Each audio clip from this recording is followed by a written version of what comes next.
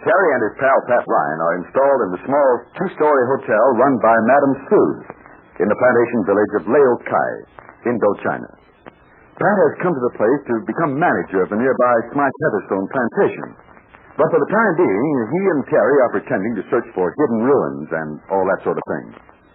Now, we'll tie up with these two friends in just a moment on today's transcribed adventure. Terry and the Pirates is brought to you by the makers of Libby's tomato juice, one of Libby's 100 famous foods. You know, if there's one thing I'm really sure of, it's this. Any one of you boys and girls would certainly hate to miss out on something other kids are enjoying. But that's exactly what you're doing if you're not drinking Libby's tomato juice. Boys and girls are writing us how keen they are about this marvelous tasting juice, how they like it better than words can describe. So you can be mighty certain that you'll like it. Why, gosh, anybody would go for Libby's tomato juice. It's such a bracing, refreshing drink. That's why it tastes so grand for breakfast. It's such a fine drink you have between meals. Whenever you want Libby's tomato juice, you can bet your mother will gladly let you have it. Because this drink is a wonderful source of vitamins. Yes, sir. Libby's tomato juice is rich in two important vitamins, vitamin C and vitamin A, but that's not all. It's also a good source of vitamins B1 and vitamin G. Now, you won't have to do any arguing to get Mother to buy Libby's tomato juice. And, boy, will you enjoy it. Now, believe me, it's a super delicious drink. So ask your mother to get some tomorrow. Libby's tomato juice, remember, is spelled L-I-B-B-Y-S. And now, Terry and the Pirates. Indochina has long been a favorite hunting ground for scientific expeditions, for people who search for traces of ancient civilizations. Strange, grotesque ruins are to be found, strangled by jungle vines and almost hidden deep in the tropical growth. Terry and Pat Ryan have started out along the narrow road leading to the plantation of Baron Duplessis. They suspect this agent of the Dragon Lady to be in league with the invaders. They suspect that Duplessis and his gang are smuggling airplane parts, assembling planes for the invader to use in bombing China. Yes, our friends suspect many things. So let's join them on this bright tropical morning. Dangerous for us to wander across the Duplessis property. We have to take that chance. Well, I'm willing enough, Pat, but you think you'll believe we're geologists? Well, I don't expect to meet Duplessis. But if we do, we can give him that story and see how he takes it. As far as I know, he's never seen us. Yeah, but if he's working for the Dragon Lady, there's a chance he may have heard of Terry Lee and Pat Ryan. That's right, Terry.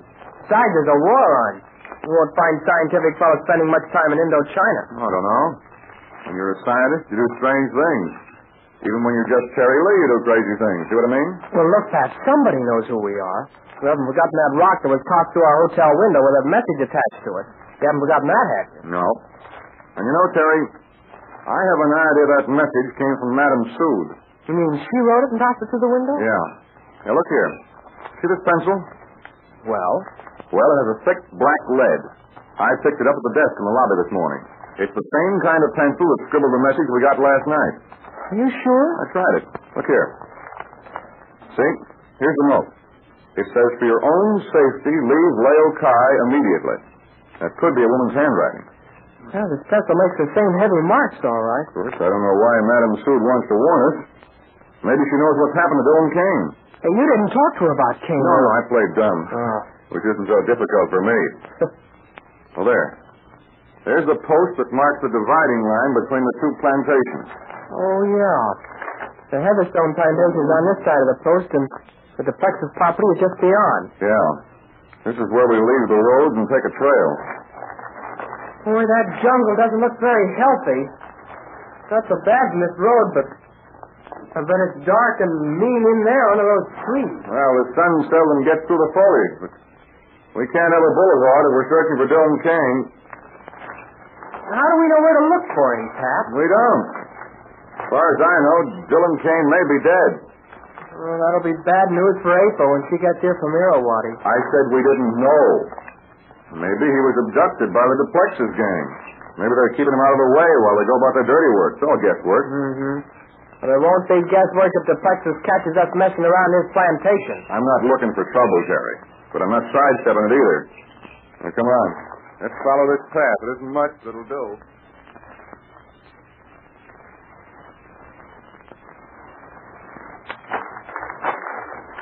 minute, Pat. Okay. Take your time. Golly, worse than fighting your way through a crowd of people. You call this a path? Sure it's a path. The jungle doesn't know it. Those vines and creepers and broken branches and... You won't have to tell me. I wouldn't mind so much if there was sunlight down here, but... Look at those trees up there. Yeah. Forms a regular sunshade, eh? Makes it hot and steamy down here. Nobody could grow anything in a place like this. Well, on a plantation, you get a little of everything. There's plenty of open country. I mean, that rubber trees can grow and things like that. Yeah, but where do we find the old ruins? I haven't seen anything but birds, insects, vines with thorns, and a million different kind of flowers. Let's move along. We've only been on the trail a half an hour. I hope we can get back the way we came. I hope we can get back some easier way. It's a cinch we won't meet the plexus around here. No, he's got common sense. He doesn't go for a stroll through 1,000 thick thistle-throated thorns. Say that again. I can't. I have my tongue around my eyes, too. Anyway, you know what I mean. Oh, come on. There's a couple of amateur antique hunters. We're not so hot.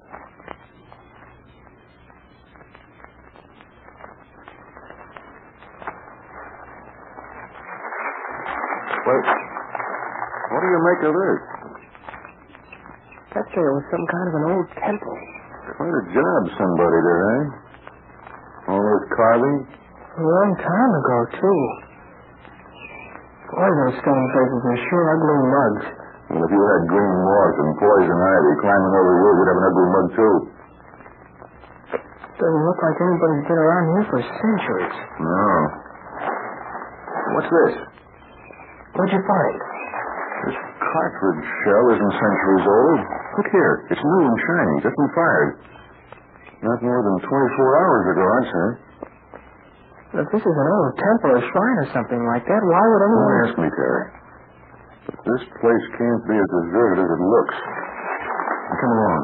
Let's get close to the building. Maybe we can find something else.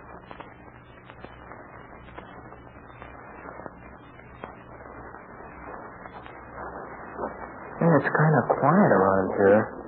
Can't hear many birds. That sun glaring down is kind of creepy all of a sudden. Come here, Terry. What's your step? Now what? Did you find another cartridge shell? No, but look over there. You see that big tree? Yeah. Notice those wires? Have to look close.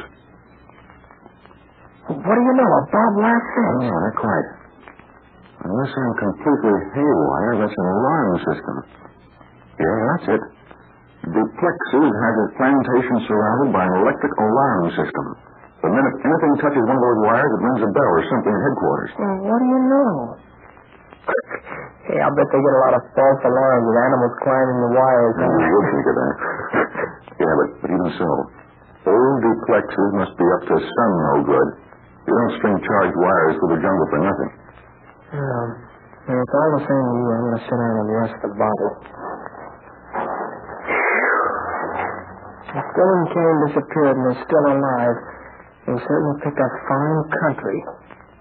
Hey, you could get lost just sitting still. Well, sit still. I'm going to take a gander around this temple or whatever it is.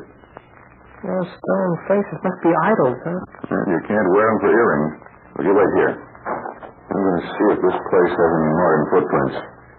The cartridge shell proves we're not discovering anything for the first time.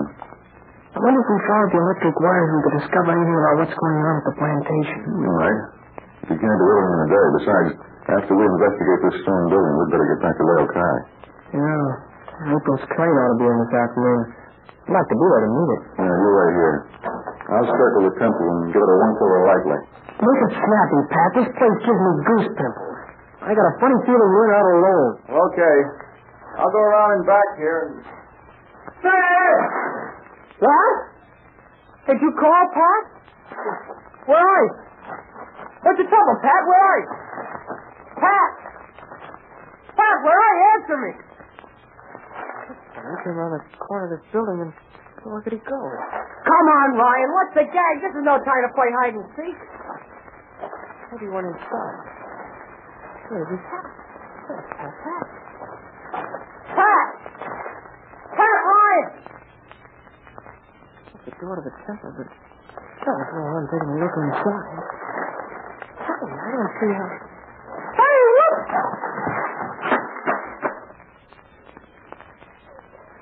Boy, oh boy, oh boy. Oh. Where am I? Golly. Get your foot out of my mouth. Is that you, Pat? You hurt? You landed on my back and knocked the wind out of me. Well, where are we? It's black and ink in here. What's the stuff I landed on? I mean, besides you. Straw, I guess. What did I step on up there? You fell through a hole where a block of stone turned over the minute you stepped on it. Anyway, here we are, and how do we get out? I fell all in one tube. Well, I have a flashlight in my hip pocket. Now then, let's take a look up there and... 10 feet or more up there. No chance to climb back up. Those walls are smooth as silk. Pass the light around. Down here, let's see where we are. There's an archway over there. This is a small room. I wonder where that archway leads to. I hope it leads to free air. I don't like this. If there hadn't been a pile of straw here, we could have been killed. Dropping down from way up there. Let me say that again. Well, let's rise slowly and see if there's any broken bones. How's it with you? Well, I'm all together, but I'm disgusted. We're a couple of swell detectives, I'll say.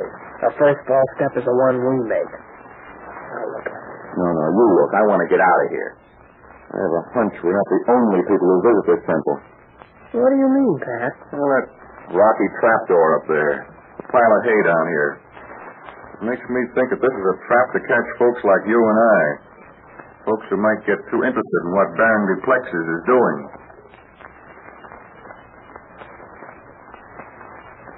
Pat Ryan has a hunch, all right, but he doesn't know how deadly right he is. And he and Terry will soon find out. I'll explain what I mean in just a moment. A few minutes ago, I was telling you how keen kids are about Libby's tomato juice. Telling you, too, how wonderful it tastes. But I didn't tell you this. I didn't say why Libby's is so super delicious. Well, the chief reason is that Libby uses prize tomatoes. Yes, sir, prize tomatoes. Picked red ripe and pressed for juice very soon after they're picked. So try Libby's tomato juice. You'll sure go for that prize tomato flavor. And remember, when you buy United States Defense bonds and stamps, you're buying a share in America. This transcribed adventure at Leo's Kai, well, it's getting more exciting every step of the way. Terry and Pat have just found that out. But what's cooking when little April Keene arrives at Madame Soup's hotel and the boys are missing? And what about Duplexus and his team? Yes, and the missing Dylan King. You better get on the most exciting adventure bandwagon in radio and get your share of these fairy tales. See you for sure tomorrow.